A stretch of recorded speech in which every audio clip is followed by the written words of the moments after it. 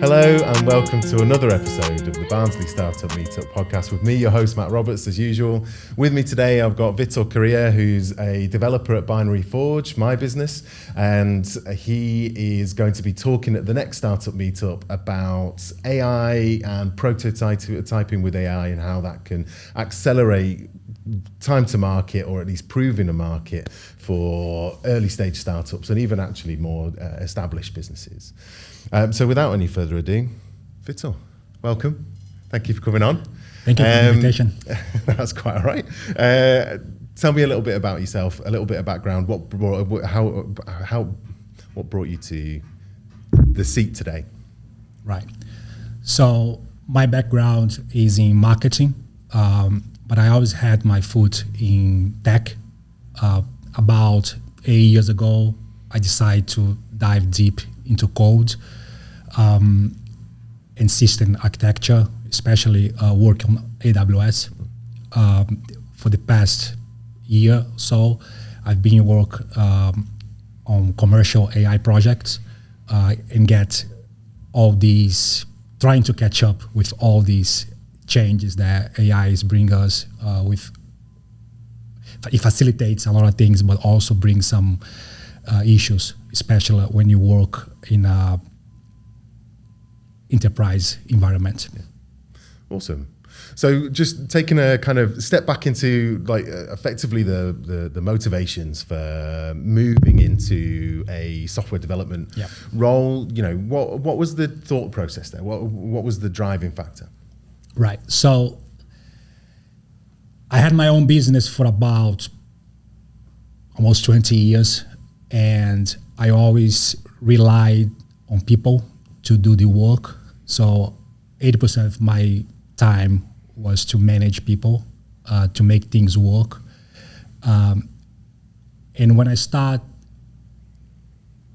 getting the need for tools to make my work easier, I start going to the market and not find what I need. So I decided to start coding just to create my own tools. So I'm originally from Brazil. So when I moved to the UK,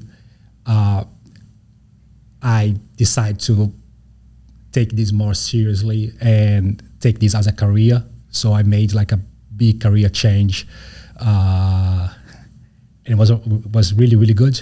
Yeah, I was going to say that. Like, you know, obviously, running your own business is quite liberating, but it can be incredibly challenging. It can be hard work a lot of the time, right? So, so have you found that transition to then, not so much being an employee, but like, you know, have you found that moving into development has achieved what you wanted it to do? Has it kind of given you the opportunities that you were looking for? Definitely, especially because I'm very creative. So the challenge that software development brings to us, like every day, it's a very good position to be in, especially with having my own business. Sometimes I was just like bored because, you know, you have to do the repetitive stuff, you know, dealing with tax, dealing with training and doing things every day, the same thing basically to have your business running smooth. So with code, every day you have a challenge. Going to sleep with that bug that doesn't work, you know, you cannot fix it, you know, and then at the middle of the night, it's just like, oh, I got it. Yeah, or in the shower in the morning. Exactly. Like you've had a bit of time to think about it. You have to hold yourself to not go to the computer, otherwise you're going to lose your sleep. It's quite interesting, isn't it? Like, you know, stereotypically, software development, technology roles are seen as quite scientific, quite structured, and actually, you need to be creative, just not in the creative arts kind of sort of a way. I mean, no, it's not to say that there aren't roles that do take advantage of your creativity in that way, in terms of like, you know, how you put a visual together or how you deliver style or branding or anything like that, right? But there's a creativity in how to approach a problem and how to solve a problem, right? Yeah, especially if, for example, just using my example, so I have the experience in business, in sales, in marketing. So when I approach soft development, I try to use those skills that I have into code. So it's not always that mathematical structure thinking. It's more like a business approach. How the user is going to see the solution, how they're going to use it. Is this really useful? So that's what I always try to do when I'm coding. Awesome.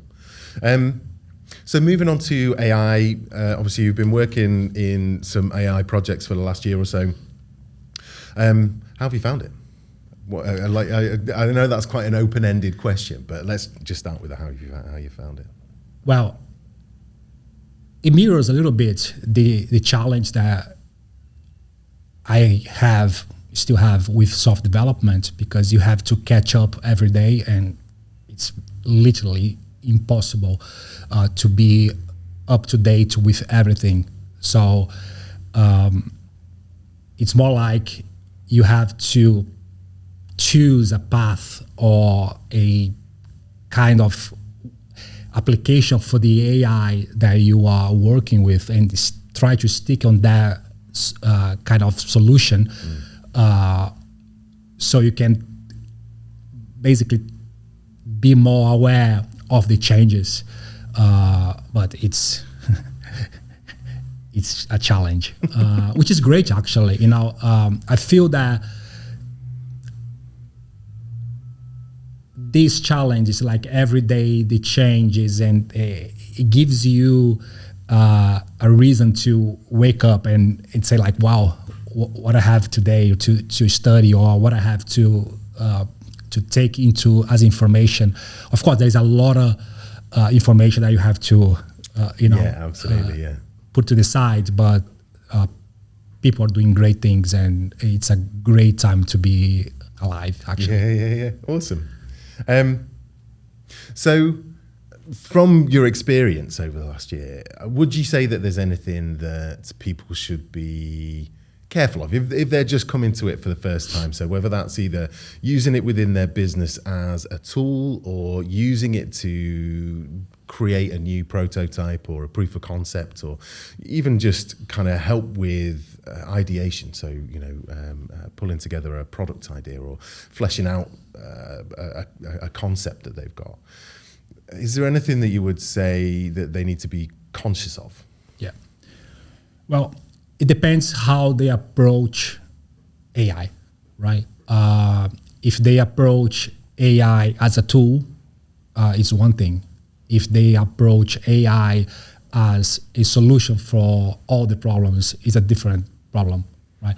So speaking about me, I approach AI as a tool, right? And the way I see it, AI, especially code-wise, the AI tools gives the capacity for the power user. The average power user is not that anyone can create an application. You need to have at least energy to put into the tool to learn how to create a prototype. Yeah, it's not a proxy for thought, right? You still need to have that kind of overarching guidance. Like, you've got to have a clear understanding of what you want to achieve, and roughly how that's going to work. It works, certainly in my experience at least anyway, it works best when you're using it as an assistant, I guess, in terms of, I'm not sure how this particular part of it works, or I'm not entirely sure how to get from here to here, but I know that that's the route that we need to take, and it can then help kind of present some alternatives within the same genre, if that makes sense. Yeah. I mean, it facilitates the average power user to create a functional prototype or an application which it's easier for them to take further if they want to use that application as a product or as an internal product, or they want to create a SaaS platform. It's easier to translate when you have an idea and start applying that idea with AI.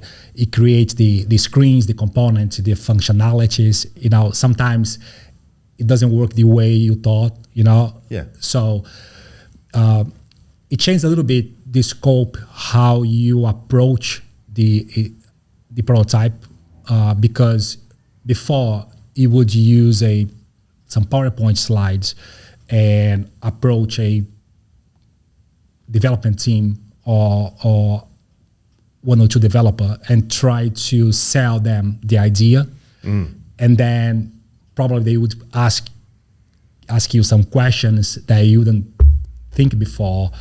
So that back and forth will create a lot of problems, and most likely this project would die.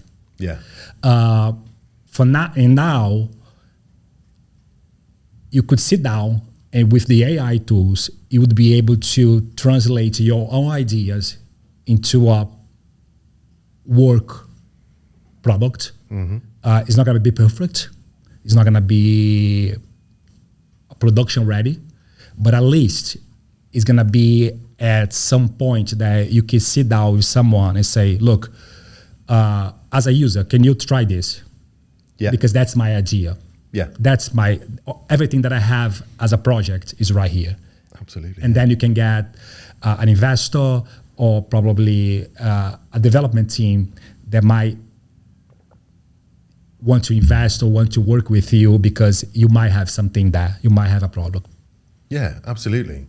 It opens up that low level, or rather it knocks down that initial barrier for people, like you say, who might have had an idea but have either immediately dismissed it because they know it's going to be too costly to make into a reality, to get to the point of market testing or investment or anything like that. And so out of all of those, there might be hundreds, thousands that get generated, and one of them might work, but that's one that wouldn't have previously been made it to market, or been turned into a product, or been turned into into something that drives the local economy or anything like that, right?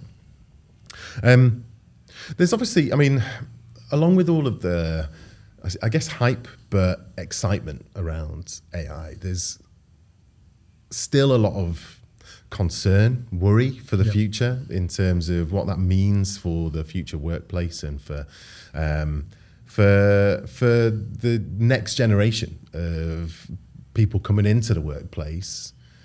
How they don't have the years of experience, and it is years of experience, right? They don't have that in terms of not having had AI and having to have done things, not necessarily the long way round, but kind of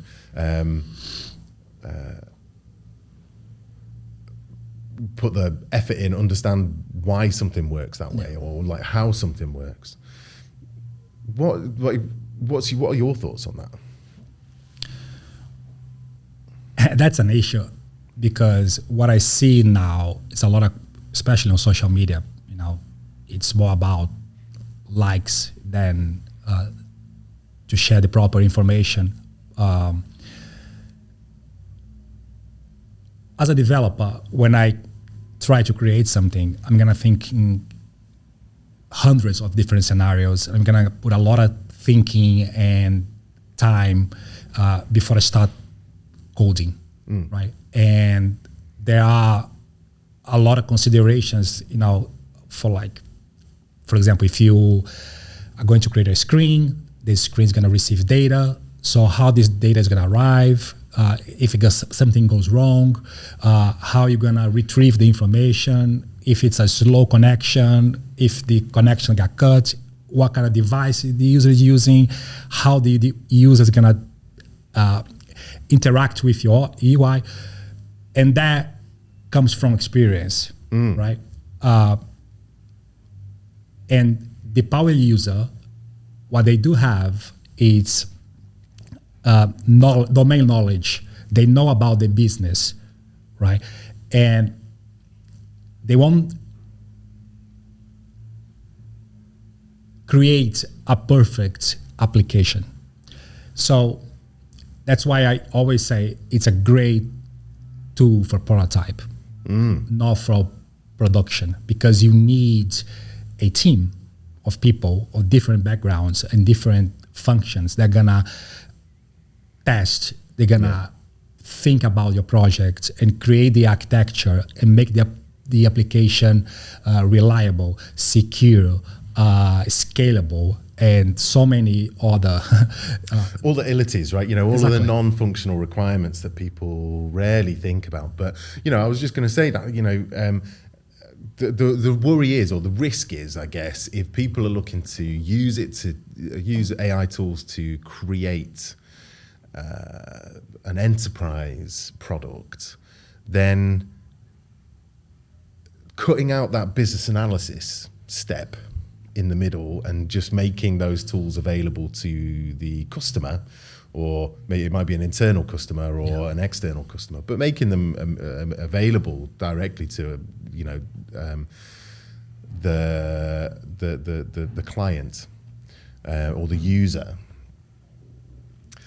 effectively means that they're going to want everything to be in there, right? And you end up with either a massively diluted product that doesn't really do what anyone wants it to do, or you end up with something that just doesn't work at all, right? And so there's still got to be that level of consideration in between that has the experience to say, well, at some point someone's got to say no, right? You've got to say no to that, because it can either work this way or that way. It can't do both. The thing is, creating a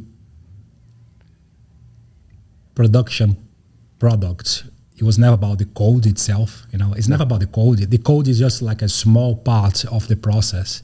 If you can describe it, you can code it, right? Yeah, exactly. And that's the advantage of the AI now, because with natural language, you can say what you want. However, how do you say that? How are you going to instruct the AI to create a reliable product, right? And without the background, without the knowledge, you won't be able to do that. Don't get me wrong.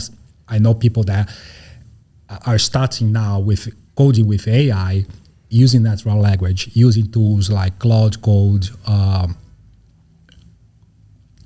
Cursor, or any other IDE or CLI-based tools. But they're also studying Python. They're also studying JavaScript and how React works. And that's the thing, that's how you're going to create better products. Yeah. It's an enhancer, right? It's not something that creates it from nothing, right? You need that kernel of creativity, I guess, again, to really make the most out of it, right?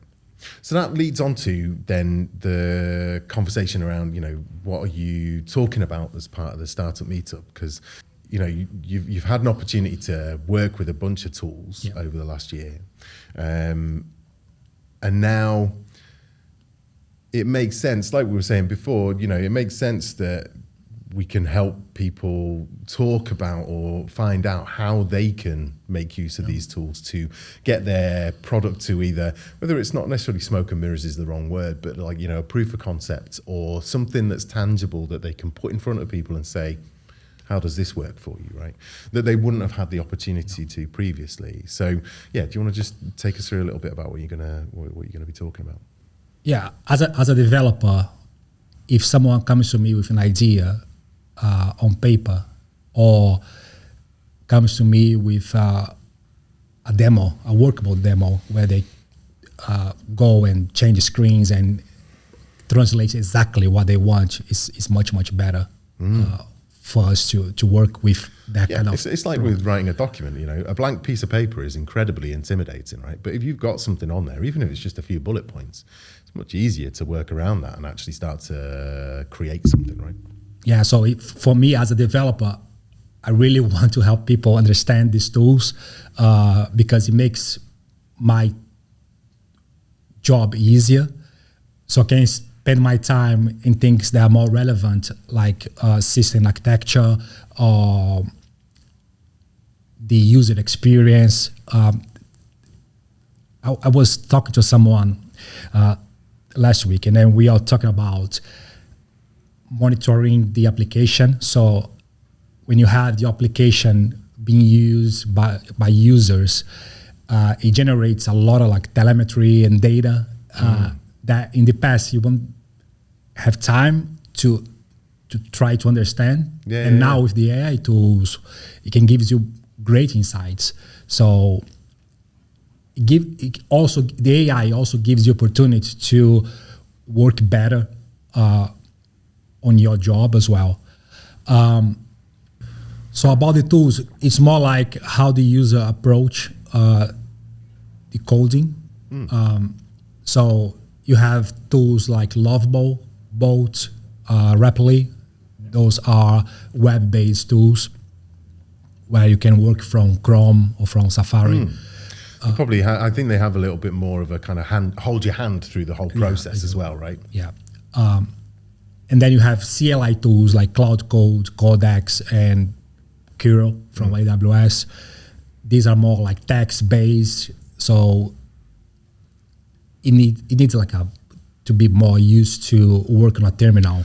Yeah, certainly when I've used them, it feels like it's more useful when I'm in kind of infrastructure administrator type sort of a role where I'm trying to interrogate some AWS spend or some AWS endpoints, like CLI endpoints that I can't remember quite the nomenclature or the terminology that I need to use for the actual terminology to interrogate those endpoints, but I know what I'm looking for, and it's a case of just like kind of, can you tell me what I'm using here, or can you tell me how to set this up, or anything else like that, right? Yeah, and today is all about the tools. Actually, every day there are new tools and they add features and they all catch up with each other.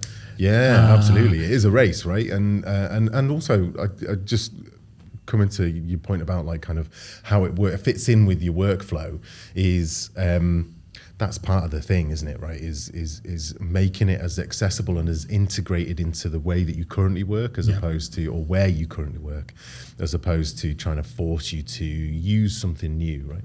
Yeah. These days, it's all about the tools.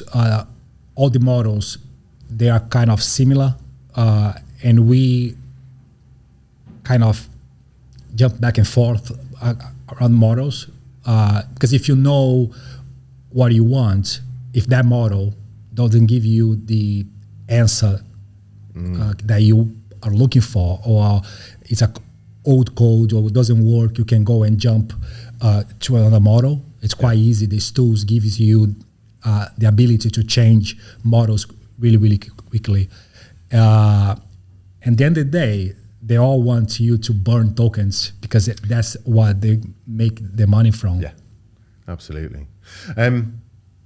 So on the subject of, I guess if people are creating a load more of, or putting their new ideas and creating proof of concepts, or even just sort of idea decks and things like that, there's an element of intellectual property there as well, right? Yeah. And a concern over a valuable business opportunity or idea being used for other purposes, or being making it out into the wild before you're ready to do that, right? So have you got any tips for people to prevent that from happening? So obviously, if you're putting stuff into a public agent and it's free, particularly if it's free, then the terms and conditions there mean that that idea, that solution, that architecture then becomes fair game, right? For training the next generation of the model that you've been using or the agent that you've been using, but then also, being used as material for other people to search. So are there any sort of guidelines that you can suggest for people? So the way you are going to use these tools needs to be tied with the result that you expect this tool to give you. So, for example, every single model that you use, it depends on the provider. So you can end up spend tokens really, really quickly if you don't approach your goal in a correct way. So, for example, spending time planning your requirements before asking questions to the agent, it's one way to approach that. It's going to give you a better result. The model that you're going to use, for example, on Cloud Code, you can use Sonnet 4, which is cheaper than Opus. Yeah. However, Opus will give you a better result with less effort, less iterations. Things like set up in the tool to think a little bit harder will give you benefit in the long run if you have a spec well made before start. So little things here and there that's gonna save you tokens, which at the end of the day, it's money. Yeah, absolutely. Even if it's just, and also we've got to think of the carbon aspects as well, right? In terms of how much energy that has taken the agent to expend and to produce a result. Like you say, even if it's just something as simple as having, as building up an initial script of, this is how I want the outcome to look like. This is the role that you're going to be playing. These are the kind of basic rules that you need to follow in order to kind of generate this thing. And it can be like, I've seen some that are like almost 2 pages of A4 in terms of these are the guidelines that you need to follow, which might initially look like a huge amount of tokens that you're using up to start with. But by doing that up front, it kind of sets the scene for the agent to be able to produce the result that you want quicker, right? Yeah, of course, yeah. And also you have to take into consideration the information that you are using when you create your prototype, because at the end of the day, you are using a public model. Yeah. So this information is gonna go to the model. And for example, if you ask for a feature in your application and you do that, you one shot, you give one prompt and the model gives back the implementation. You're happy with that, you move on to the next feature. So the model is going to use that information next time someone asks something similar. Yeah. So you are basically retraining the model as you use. And if you are a small business, if you are a solo developer, if you are doing a prototype, that might not be a problem. But then when you look to something more enterprise, that's a problem. Yeah. You don't want your information, your code to be available publicly, because that's your product. And in some circumstances, it might even be considered a data breach, right? Exactly. From a GDPR point of view, if you're putting sensitive information from your customers on there, that it would definitely fall into a grey area, right? As far as information security is concerned. Yeah, I mean, a power user that is creating a application using Cloud Code, the plan is to have the application to show someone how it works, is to use themselves. It's not to be available public, because like you say, you might have people's data that you need to follow a whole bunch of rules, especially if you're gonna distribute this in different countries. It's so many variables that you have to take in consideration, and you just need one problem, right, to take you down. Yeah, absolutely. What we've been seeing a lot, it's a demand for moving all these tools to a private environment like AWS Bedrock. You can have all these tools available running inside of your own environment, in the cloud or even on premises. And that gives you the security that your data and your work is not being distributed public. And is that something that you've been working on for recently? 100% of our projects now are based on private environments. Yeah.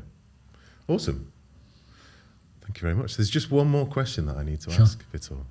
And that is, what's your ultimate sandwich? Oh, all right. So I like a nice cheese toast.